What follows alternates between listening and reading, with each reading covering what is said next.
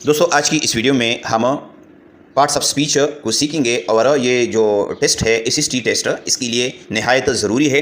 اس میں نے کوشش کی ہے کہ ڈیفینیشن بھی آپ کے ساتھ شیئر کروں، ایگزامپل بھی شیئر کروں، اور جو نہایت اہم سوالات ہیں ٹھیک ہے وہ میں آپ کے ساتھ شیئر کروں۔ تو اس میں نے کوشش کی ہے کہ مختصر ڈیفینیشنز اور آخر میں ایک ایڈوانس لیول کا ٹیسٹ ہے وہ میں آپ کے ساتھ شیئر کروں۔ بہت سے لوگ سمجھتے ہیں کہ پارٹس آف اسپیچ بہت آسان ہے، لیکن جب SST کے پیپر میں گھما پھرا کر سوال پوچھا جاتا ہے تو نمبر کٹ جاتے ہیں۔ آج ہم نہ صرف ان کی ڈیفینیشن سیکھیں گے بلکہ ایک ایسا ایڈوانس ٹیسٹ حل کریں گے جو پچھلے پیپرز میں آ چکا ہے۔ سب سے پہلے ڈیفینیشنز اور ایگزامپلس کو سیکھیں گے، اور اس کے بعد ایڈوانس لیول کا ایک ٹیسٹ ہے۔ تو چلو سٹارٹ کرتے ہیں ڈیفینیشن اور ایگزامپل سے۔ The first one is noun. Definition: a word used to name a person, place, thing or an idea. یعنی کسی بھی شخص، جگہ، چیز یا خیال کے نام کو ناؤن کہتے ہیں، اور اس کی مثالیں ہیں اکرم، مردان، بک، آنیسٹی وغیرہ۔ اسی طرح نیکسٹ ہے pronoun. A word used in place of a noun to avoid repetition. یعنی وہ لفظ جو بار بار نام لکھنے کے بجائے اس ناؤن کی جگہ پر استعمال ہو تو اس کو ہم کہتے ہیں پروناؤن، اور اس کی مثالیں ہیں ہی، شی، اٹ، دے، ہو وغیرہ۔ اس طریقے سے نمبر تھرڈ ہے verb. اس کی ڈیفینیشن ہم اس طرح کر سکتے ہیں کہ a word that expresses an action or a state of being. یعنی وہ لفظ جو کسی کام کے کرنے، ہونے یا کسی حالت کو ظاہر کرے اس کو ہم کہتے ہیں verb. مثلا run، is وغیرہ۔ اس میں رن آپ دیکھ سکتے ہیں یہ ایک ایکشن ہے، اور از کیا ہے، یہ اسٹیٹ آف بینگ ہے، یعنی حالت ہے۔ نیکسٹ ہے ایڈجیکٹیو. اس کی ڈیفینیشن ہم اس طرح کر سکتے ہیں کہ a word that modifies, qualifies or describes a noun or a pronoun. یعنی وہ لفظ جو کسی ناؤن یا پروناؤن کی خوبی، خامی یا خصوصیت بیان کرے تو اس کو ہم کہیں گے ایڈجیکٹیو۔ مثلا انٹیلیجنٹ ٹیچر. اس میں ٹیچر ایک ناؤن ہے اور انٹیلیجنٹ اس کے معنی میں اضافہ کر رہا ہے، لہٰذا یہ انٹیلیجنٹ کا لفظ جو ہے یہ ایڈجیکٹیو ہے۔ اسی طریقے سے 3 رجسٹرز. تو رجسٹر ناؤن ہے اور اس میں 3 کا لفظ ہمارے پاس ایڈجیکٹیو ہے۔ اس طریقے سے نیکسٹ جو پارٹ آف اسپیچ ہے وہ ہے ایڈورب. اس کی ڈیفینیشن آپ اس طرح کر سکتے ہیں کہ a word that modifies a verb, an adjective or another adverb. یعنی وہ لفظ جو کسی ایڈجیکٹیو، ورب یا دوسرے ایڈورب کے معنی میں اضافہ کرے، یہ عام طور پر بتاتا ہے کہ کام کیسے، کب یا کہاں ہوا۔ ایسے لفظ کو ہم کہتے ہیں ایڈورب۔ مثلا walked slowly. ٹھیک ہے، اس میں walked ہمارے پاس ورب ہے اور slowly اس کے معنی میں اضافہ کر رہا ہے، یعنی آہستہ سے۔ تو یہ کیا ہے، یہ ہمارے پاس slowly کا لفظ ایڈورب ہے۔ اس طریقے سے very hot. اس میں hot کا لفظ ایڈجیکٹیو ہے اور very اس کی انٹینسٹی کے بارے میں ہمیں بتا رہا ہے، لہٰذا یہ ہمارے پاس very کا لفظ ایڈورب ہے۔ نمبر نیکسٹ ہے preposition. A word placed before a noun or pronoun to show its relation to another verb is called preposition. یعنی وہ لفظ جو کسی ناؤن کا جملے کے دوسرے الفاظ کے ساتھ تعلق ظاہر کرے، ایسے لفظ کو ہم کہیں گے preposition. اور اس کی مثال آپ دیکھیں in the room، under the table. اس میں in اور under کیا ہے، یہ ہمارے پاس preposition ہے۔ نیکسٹ ہے conjunction. A word used to connect words, phrases or clauses together is called conjunction. وہ لفظ جو 2 الفاظ یا جملوں کو آپس میں جوڑیں اس کو ہم کہیں گے conjunction. مثلا but، and، because وغیرہ۔ And the last one is interjection. A word that expresses sudden or strong emotion is called interjection. وہ لفظ جو خوشی، غم یا حیرت کے اچانک احساس کو ظاہر کرے اس کو ہم کہیں گے interjection. For example a loss، wow وغیرہ۔ اچھا، اب اس کے بعد ہم آتے ہیں ایڈوانس لیول ٹیسٹ کی طرف۔ کویشچن نمبر فرسٹ ہے، ایک جملہ ہے the fast train runs fast during the fast of Ramadan. اس کا اردو میں مطلب یہ ہے کہ رمضان کے روزے کے دوران تیز ٹرین تیزی سے چلتی ہے۔ تو اس میں آپ نے یہ بتانا ہے کہ لفظ فاسٹ جو اس کے اندر 3 دفعہ آیا ہے یہ کیا ہے۔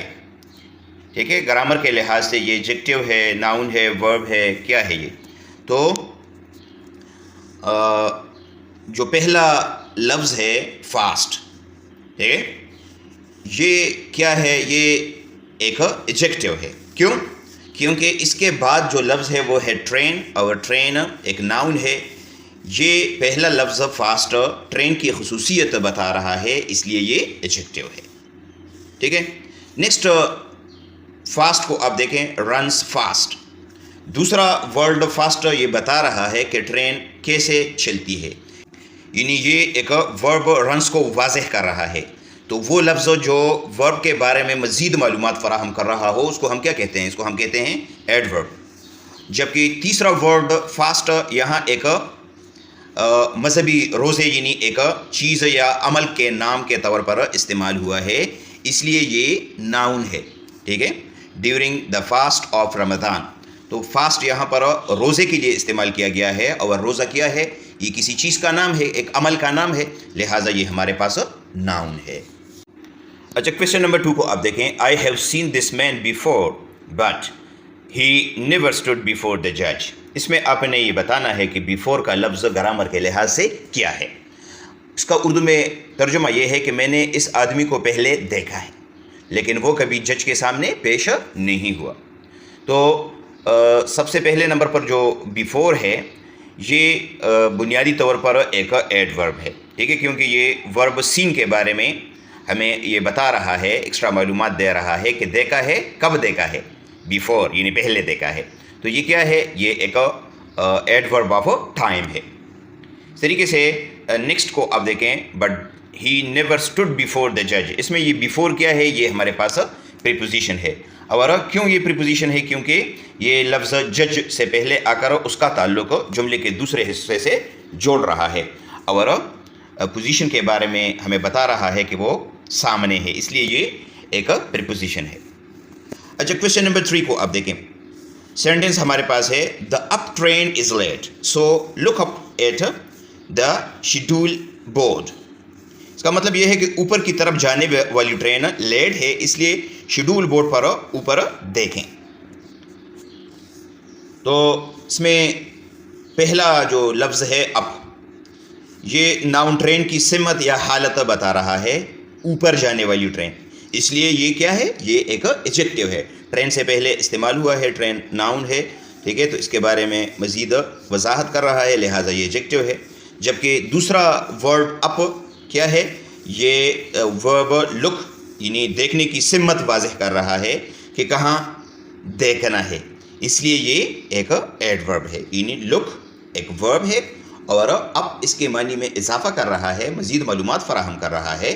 تو جو لفظ ورب کے معنی میں اضافہ کرے اس کو ہم کہتے ہیں ایڈورب. اچھا جی، کویشچن نمبر 4.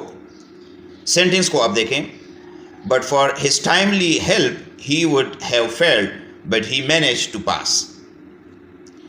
یعنی اس کی بر وقت مدد کے بغیر وہ فیل ہو جاتا لیکن وہ پاس ہونے میں کامیاب ہو گیا. اس میں آپ نے یہ بتانا ہے کہ لفظ بٹ گرامر کے لحاظ سے کیا ہے. تو پہلا لفظ جو بٹ ہے یہاں پر اس کے معنی ہے کہ بغیر یا سوائے. ٹھیک ہے. یعنی ایکسیپٹ یا ود آؤٹ کے معنوں میں استعمال ہو رہا ہے. جب بٹ یہ معنی دے تو وہ پریپوزیشن ہوتا ہے. ٹھیک ہے. جبکہ دوسرا ورڈ بٹ دو مکمل جملوں کو آپس میں جوڑ رہا ہے، اس لیے یہ کنجنکشن ہے. اچھا، کویشچن نمبر 5 کو آپ دیکھیں. Sit down and rest a while as we should not while away our time.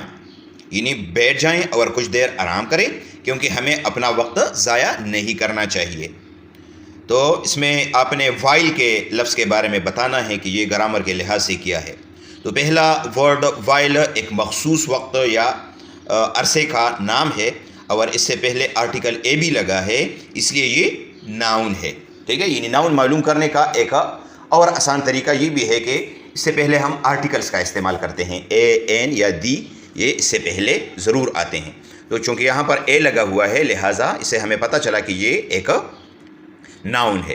جبکہ دوسرا ورڈ وائل یہاں پر وائل اوے فقرے کا حصہ ہے جس کا مطلب ہے وقت گزارنا یا ضائع کرنا. چونکہ یہ ایک کام کو ظاہر کر رہا ہے اس لیے یہ یہاں پر ورب ہے. اچھا، کویشچن نمبر 6 کو آپ دیکھیں.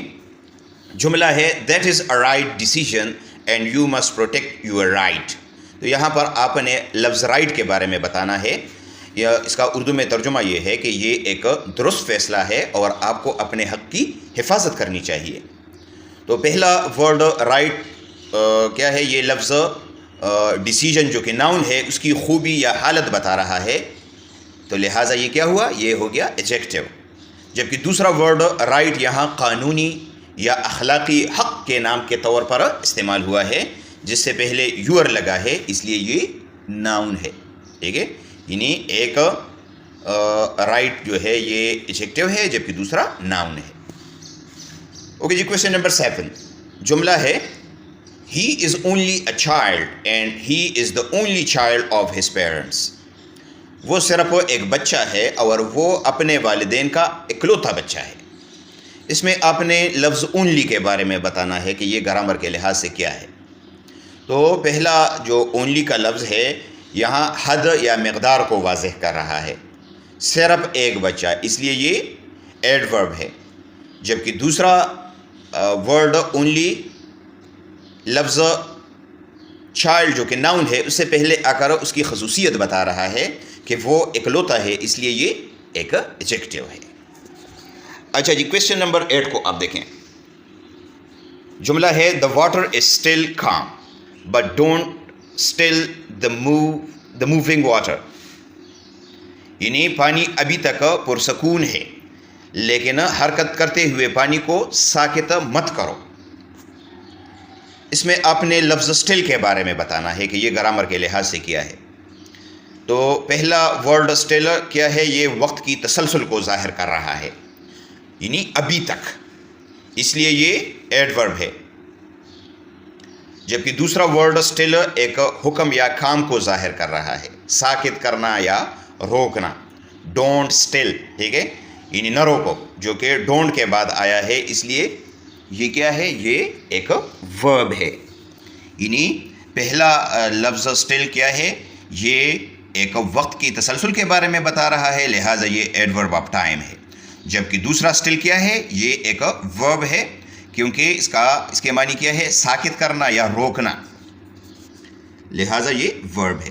اچھا، کویشچن نمبر 9 کو آپ دیکھیں۔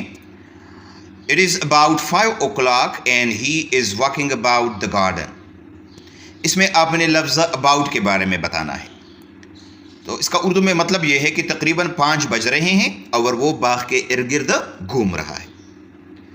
تو پہلا جو ورڈ ہے about، وہ وقت کی مقدار کا اندازہ بتا رہا ہے، تقریباً، جو کہ نمبر کو تبدیل کر رہا ہے، اس لیے یہ ایڈورب ہے، ٹھیک ہے؟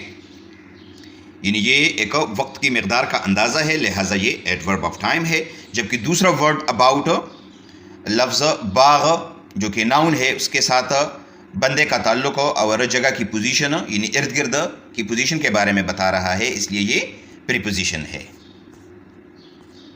کویشچن نمبر 10 کو آپ دیکھیں۔ They choose a round table and sat round it۔ تو اس میں آپ نے راؤنڈ کے بارے میں بتانا ہے۔ اردو ترجمہ میں آپ کو بتا رہا ہوں کہ انہوں نے ایک گول میز کا انتخاب کیا اور اس کے گرد بیٹھ گئے۔ تو اب آپ نے یہ لاسٹ جو کویشچن ہے یہ آپ نے بتانا ہے، ٹھیک ہے؟ کہ اس میں راؤنڈ کا لفظ کیا ہے، پہلے نمبر پر جو راؤنڈ ہے وہ کیا ہے، اور جو دوسرے نمبر پر لفظ راؤنڈ ہے وہ کیا ہے، یہ آپ نے مجھے کمنٹ میں بتانا ہے۔ تو امید ہے اب آپ کو اس کی سمجھ آ گئی ہوگی۔ پھر بھی کسی بھی جگہ پر آپ کا کوئی سوال ہو یا کوئی کنفیوژن ہو تو آپ کمنٹ میں بتا سکتے ہیں۔ Thank you for watching. اللہ حافظ۔